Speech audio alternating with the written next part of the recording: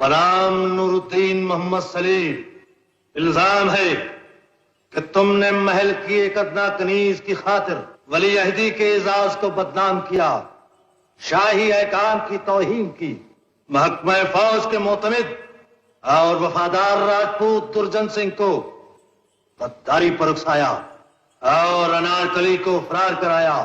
تم نے شہنشاہ وقت کی فوجوں کو ورغلایا اور بغاوت کی۔ یہ تمام الزامات واپس لیے جا سکتے ہیں، تمہاری تمام نادانیاں اور نافرمانیاں معاف کی جا سکتی ہیں، اور ہم تم پر ایک بار پھر مہربان ہو سکتے ہیں اگر تم انارکلی واپس کر دو، تاکہ آپ اسے سزائے موت دے دیں۔ یقیناً۔ تو پھر عادل شہنشاہ کو اپنی حکومت میں ان تڑپتے ہوئے نافرمان پروانوں کو بھی سزا دینی چاہیے جو شمع پر نثار ہو جاتے، پھولوں پر منڈلاتے ہوئے اس بھنورے کو بھی قید کرنا چاہیے جو محبت کے میٹھے راگ گاتا ہے، ندی کے مچلتے ہوئے اس پانی کو بھی روک دینا چاہیے جو سمندر کے آغوش میں اپنا نام و نشان کھو دیتا ہے۔ یہ عدالت دیوانے جذبات میں ابلتی ہوئی محبت کی دلیلیں سننا نہیں چاہتی،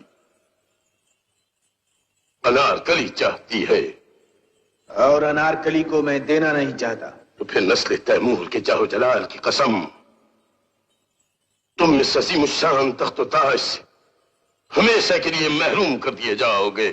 مجھے یہ منظور ہے، لیکن وہ تخت منظور نہیں جس کے پائے انارکلی کے جنازے پر رکھے ہوں، وہ تاج جس کی کلقی میں خود میرا ہی دل پیوست ہو، مجھے منظور نہیں۔ معلوم ہوا کہ تم اپنی محبت کی آگ میں مغلوں کا تاج پگھلا کر ایک رقاصہ کے پیروں کی پازیب بنانا چاہتے ہو۔ میرا اجازت کا منتظر ہے، شہزادے کیا زخم دھوئے نہیں جائیں گے؟ یہ زخم نہیں، پھول ہیں درجن، اور پھولوں کا مرجھانا بہار کی رسوائی ہے۔ سنو، یہ قاتل ہی نہیں دلدار بھی ہے، یہ شاخ گل بھی ہے، تلوار بھی ہے۔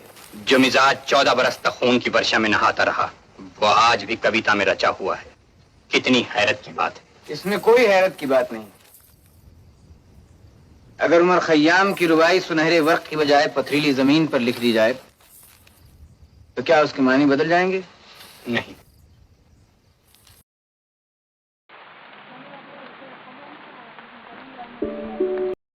لگے کہ تانسین کا گانا کس سے گوائیے گا، تو میں نے کہا اس دور کا، اس زمانے کا جو تانسین ہے وہی گائے تو بہتر ہے۔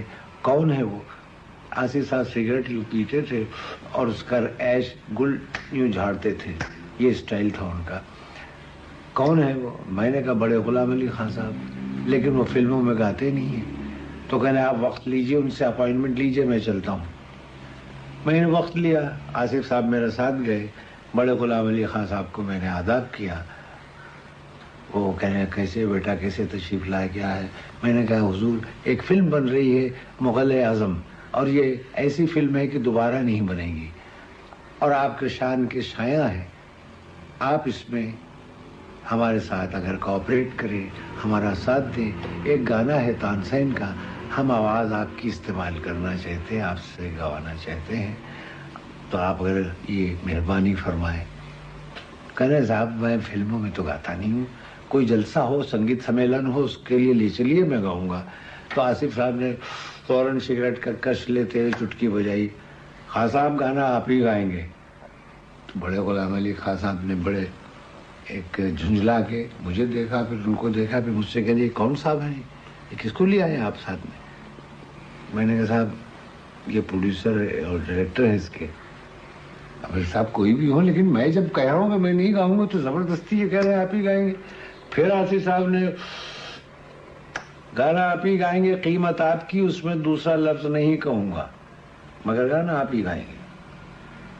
پھر خان صاحب نے ادھر ادھر دیکھا، میں اس سے کہنے ذرا باہر آئیے، بالکنی میں لے گئے مجھے، کہنے میں کچھ ایسی بات کہہ دوں اس سے کہ بھاگ جائے۔ میں نے کہا حضور میرے ہی نقصان ہوگا۔ کہنے آپ کا نقصان کیوں ہوگا؟ میں نے کہا مجھے جو عزت ملے گی آپ کے گانے سے تو اس سے میں محروم رہ جاؤں گا، آپ کیا کہیں گے؟ تو کہنے لگے میں قیمت اتنی مانگوں گا کہ بھاگ جائے گا۔ میں نے کہا وہ حق آپ کو حاصل ہے، آپ یہ کہہ سکتے ہیں۔ آئے خان صاحب پھر روم میں جہاں آصف صاحب بیٹھے تھے، اچھا صاحب میں گانا گاؤں گا، 25,000 لوں گا۔ ایک گانے کے. اس زمانے میں بڑے سے بڑا پلے بیک سنگر 500 اور 1000 روپے سے زیادہ قیمت نہیں ملتی. انہوں نے یہ رقم مانگی. عاصف صاحب بس خان صاحب جی آپ تو انمول ہیں, آپ کی تو کوئی قیمت ہی نہیں ہے. ہو گئی بات, یہ 10,000 روپے ایڈوانس رکھیے. بڑے غلام علی خان صاحب تو حیرت میں پڑ گئے. پھر مجھ سے کہنا بڑا قدردان میں لگتا ہے.